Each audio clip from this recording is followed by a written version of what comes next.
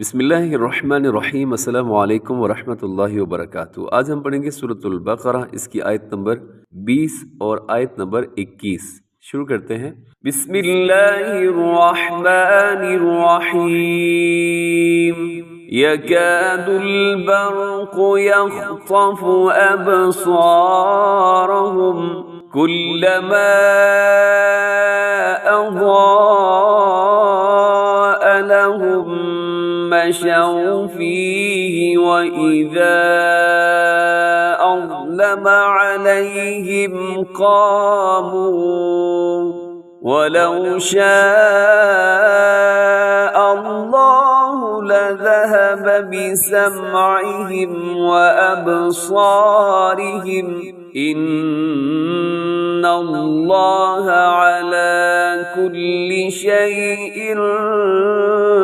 قدیر۔ جی اس آیت کریمہ کو دیکھیے گا۔ یکاد البرق، یہاں پر را کو اپنے موٹا پڑھنا ہے کیونکہ را ساکن سے پہلے زبر ہے۔ آگے یخطف، اس میں خا بھی موٹا ہے، طا بھی موٹا ہے، لیکن باقی دو حروف وہ باریک پڑھے جائیں گے۔ یخطف، آگے ابصارہم، یہاں با اپنے ہلانا ہے، با کی آواز قلقلہ کریں گے، اور اس کی وجہ یہ ہے کہ حروف قلقلہ جو ہیں وہ 5 ہیں، ان کے اندر با بھی شامل ہے، قاف طا با جیم دال۔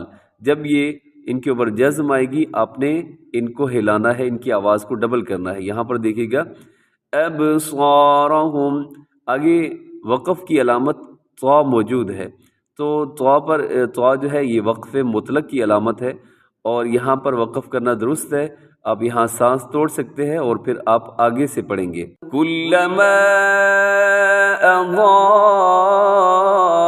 لهم، اب کلما کے اوپر مد ہے، اس کو مد منفصل، مد جائز کہا جاتا ہے۔ اور آگے اضاء لهم، یہاں پر آپ نے کیا کرنا ہے کہ ایک تو حرف ضاد موٹا ہے اور ساتھ الف بھی، وہ بھی موٹا پڑا جائے گا، تو الف اور اس کے اوپر جو مد ہے اسے مد متصل کہا جاتا ہے۔ حروف مدہ حمزہ ایک لفظ میں، آپ اسے 4 سیکنڈ تک آپ نے لمبا کرنا ہے، 4 سے 5 سیکنڈ۔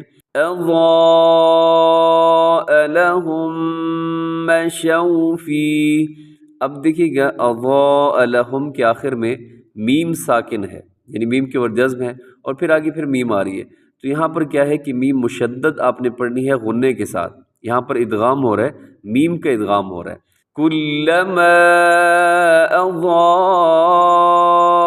لهم مشوا فيه، شو اس پہ آپ نے ہونٹ گول کرنے ہیں، واولین ہے، فی ہی، اس کو فی ہے نہیں پڑھنا، اور اس کے اوپر جو قاف کی جو رموز اوقاف موجود ہیں، تو اس کے بارے میں حکم یہ ہے کہ آپ بہتر ہے کہ آپ تلاوت کو جاری رکھیں، کوشش کریں کہ آگے جو طا کا رموز اوقاف میں سے جو سٹاپ لکھا ہوا ہے، جو وقف لکھا ہوا ہے، وہاں پر آپ جا کر رکیں۔ فی ہی، آگے وَإِذَا أَظْلَمَ عَلَيْهِمْ، وَإِذَا کے اوپر مد آپ نے کرنی ہے، اظلم میں ضا اپنے موٹا پڑھنا ہے، علیہم کے عین کا خیال رکھنا ہے، اور قاموا اس کے اوپر وقف کی علامت موجود ہے، تو یہ وقف جو ہے، اچھا یہ جو لفظ ہے قاموا، یہ وقف میں اور ملا کے پڑھیں گے، یعنی وصل میں، دونوں میں ایک جیسے ہی پڑھا جائے گا، اس میں کوئی تبدیلی نہیں کریں گے وقف کرتے ہوئے۔ آگے وَلَوْ شَاءَ اللَّهُ لَذَهَبَ بِسَمْعِهِمْ، ولو شاء، ولو نہیں کرنا آپ نے، ولو ہونٹ آپ کی گول ہو جائیں، شاء اللہ بڑی مد ہے، لفظ اللہ کو اپنے موٹا پڑھنا ہے۔ اب یہاں دیکھیے کہ شاء میں کیا ہے، الف آپ نے باریک پڑھنی ہے، جیسے اوپر تھا اضاء، اس میں الف موٹی پڑھی جا رہی تھی، تو یہاں شاء میں الف باریک ہے، کیونکہ الف سے پہلے موٹا حرف ہوگا تو الف موٹی پڑھی جائے گی، اگر پہلے باریک ہے تو باریک، یہاں پر شین باریک پڑھا جاتا ہے۔ پھر سنیے گا وَلَوْ شَاءَ اللَّهُ لَذَهَبَ، لَذَهَبَ کو لَذَهَبَ نہیں پڑھنا، ذال ہے نرمی کے ساتھ بغیر سیٹی کے، بِسَمْعِهِمْ وَأَبْصَارِهِمْ، یہاں پر با کو اپنے ہلانا ہے، صاد موٹا رکھنا ہے، الف بھی موٹی ہے، را باریک ہے، را کی نیچے حرکت ہے، تو پھر سنیے گا وَأَبْصَارِهِمْ وَأَبْصَارِهِمْ، آگے یہاں طا کا رموز اوقاف میں سے یہاں وقف کر سکتے ہیں۔ آگے ان اللہ، نون مشدد ہے، غنہ کرنا ہے، لفظ اللہ کو اپنے موٹا پڑھنا ہے۔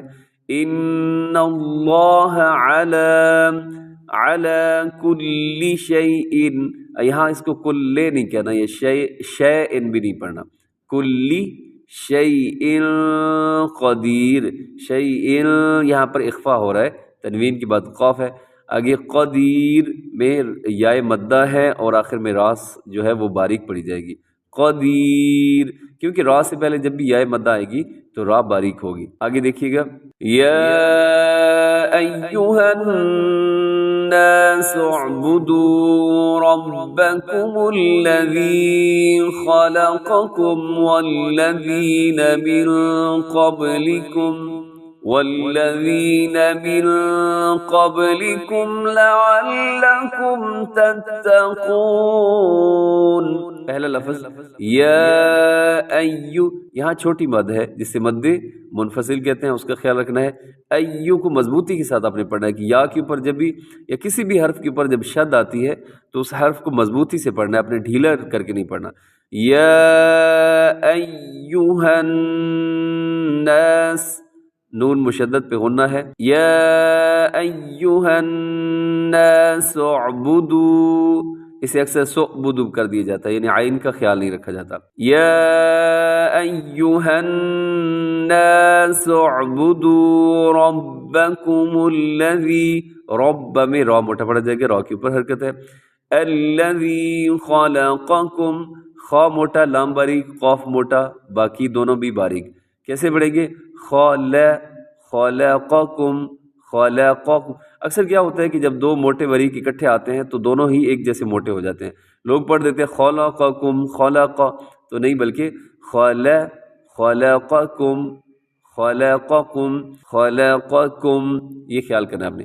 آگے والذین میں ذال کا خیال کرنا ہے، والذین من قبلکم، من میں اخفا ہو رہا ہے، قبلکم، اخفا کے بارے میں انشاءاللہ جلد ہی میں ایک ویڈیو بناؤں گا، بہت آسان ہے، یہ رول آپ کو سمجھ آ جائے گا۔ قبلکم لعلکم تتقون، لعلکم میں عین کا خیال اور تتقون میں قاف موٹا پڑھنا ہے۔ آیت پھر سنیے گا، یا ایھا الناس اعبدوا ربکم الذی خلقکم والذین